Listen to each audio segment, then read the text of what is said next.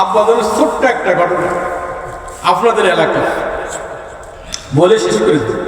সেটা হচ্ছে কি গোপালপুর বাজার, সেটা আপনারা অনেকে নাম শুনছেন।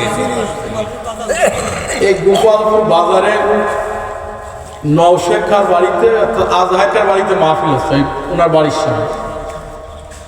তা দুইটা ছেলে মোটর সাইকেল চালা গেছে ওইখানে। গোপালপুর বাজারের কাছে গেলেই ভিতরে গেলেই মোটর সাইকেল অফ হয়ে গেছে, বন্ধ হয়ে গেছে। এখন এই সাইকেল নিয়ে গেছে আপনার মোটর সাইকেল নিয়ে গেছে গ্যারেজে। অনেক সময় চেষ্টা করছে কিন্তু কোনো রোগ ধরতে পারে না।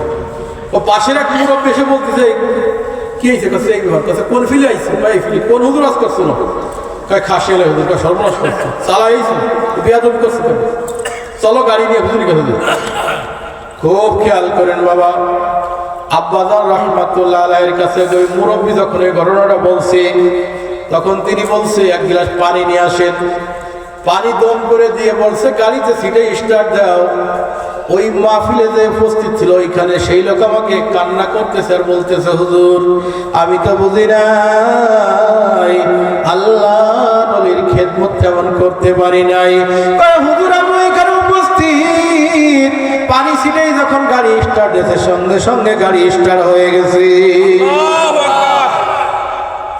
এ আল্লাহ ডাক্তার, হিংসা বিদ্বেষ করে কোনো লাভ নেই। কি বলেন?